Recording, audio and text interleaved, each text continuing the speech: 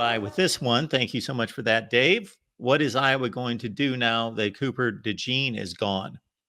Well, first of all, do you see some of Cooper DeJean's pro day numbers from yesterday? I did not see them, but I saw that there were headlines about how good they were. They're pretty darn good. Coming off pretty significant injury. Let me read you. This is from Dane Brugler, who's a draft analyst for The Athletic. 4.43 and 4.45 40-yard dash, 38.5-inch vertical, 10.4 broad. I mean, I made a comment. I spoke with a friend of mine over at RTI Threads. They're one of our sponsors. I got the RTI Threads shirt on today.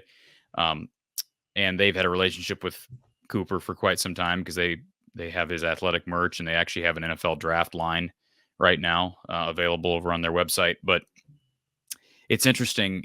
I made the comment to him. I said, I'd like to know, and I couldn't, maybe Todd McShay or Mel Kiper Jr. or some draft analyst could answer this question, I'm sure. But how does a scout weigh a situation like this where a guy's not able to compete in the combine, but he returns to health to where he can perform this well at a pro day? If you're a scout, how do you weigh that? It can't possibly be weighed the same, right?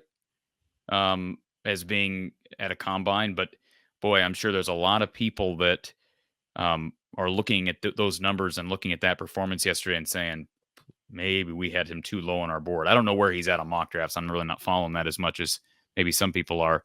I did know that Dane Brugler also tweeted out that he weighed in at 202. So medically cleared less than 2 weeks ago. And he's putting up those types of numbers. I mean, that's just, I don't understand that. That doesn't even seem possible. I mean, 4.43 and 4.45, less than 2 weeks removed from a serious injury. Well, to his credit, it sounds like he has done the prudent thing and made sure that he is fully back. Yeah. And able to post his best numbers or something very close to his best numbers. So maybe he could have went to a combine and competed and wouldn't have put up great numbers, but he's saying, hey, I can get a pro day in and there'll be excellent numbers, and I'll take that over a subpar combine score result. And risk re-injury. Yeah, absolutely. Absolutely. Right, folks. Also want to let you know that on April 15th, we've got a new show coming to the Voice of College Football, bright and early at 8 a.m. Eastern Time, 7 Central for you folks in Iowa. Wake up college football. So join me each and every weekday right there, 8 a.m. Eastern Time. Where's the moon in front of the sun, Mark? You got the moon in front of the sun? Yeah. Oh, for the eclipse. Yes, I was a little slow on the trigger there. Did everybody see? Did you watch any of the men's championship last night? No. Okay, it was pretty boring, actually.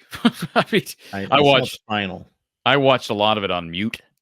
I was bored out of my mind through a portion of that game. But Charles Barkley, they had his head as the moon eclipsing the sun during the broadcast. So, anyways, always enjoy the Inside the NBA. Do you ever watch Inside the NBA? I know you're not an NBA guy. I did years ago. Yeah. Oh, it was a great show. Great show. Great show.